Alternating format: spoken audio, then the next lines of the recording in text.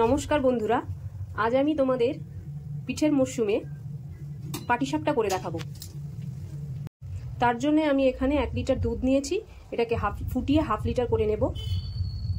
এই দুধটাকে আমি খিরসা তৈরি করব, যেটা আমাদের পাটিসাপটার মধ্যে পুর হিসেবে কাজে লাগবে। দুধ ফুটে আমার হাফ লিটার হয়ে গেছে। এবার আমি খিরসা তৈরি করব। আমার আরও লাগছে গুঁড়ো এলাচ, গুঁড়ো দুধ, গুঁড়ো চিনি, সুজি, ময়দা আর নারকেল কোড়া আর একটু লবণ।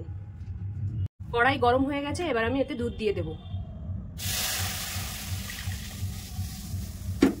এবার আমি এতে ময়দাটা দিয়ে দেব। এবার দেব গুঁড়ো দুধ। আপনারা গুঁড়ো দুধটা একটু বেশি পরিমাণ দেবেন, তাহলে খিরসাটা আরো বেশি টেস্ট হবে। এবার দেব সুজি। চিনিটা দিয়ে দেব।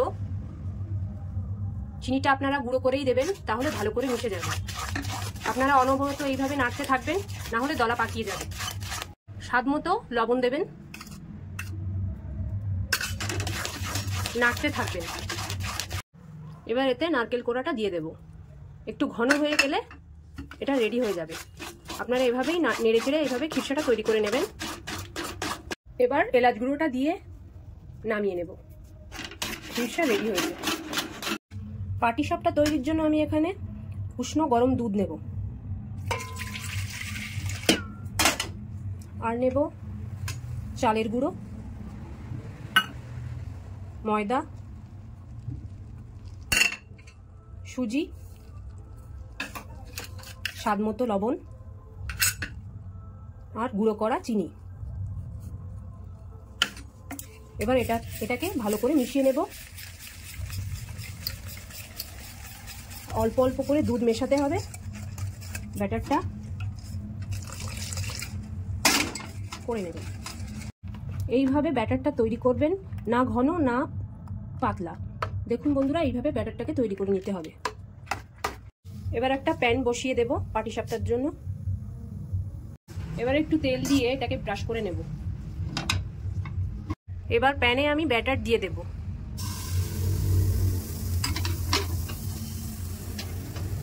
এইভাবে ঘুরিয়ে ঘুরিয়ে গোলাকার আকারে বড় করে নেবেন। তারপরে খুন্তির সাহায্যে এটাকে পাতিয়ে দেবেন।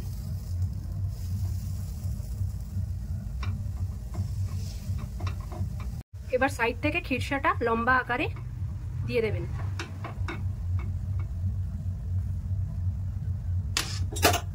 চামচের সাহায্যে আস্তে আস্তে এটাকে রোল করে দেবেন।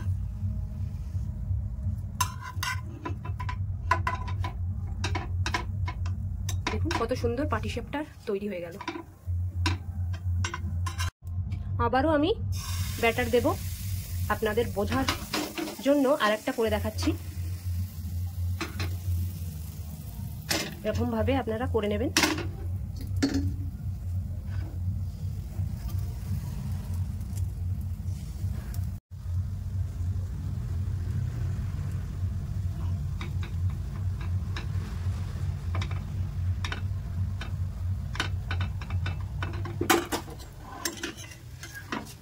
রোলটা আপনারা আস্তে আস্তে করবেন বন্ধুরা, না হলে ভেঙে যেতে পারে। দেখুন কত সুন্দর পাটিসাপটা তৈরি হচ্ছে। দেখুন বন্ধুরা, কত সুন্দর দেখতে হয়েছে, আর খেতেও খুব মজাদার হবে।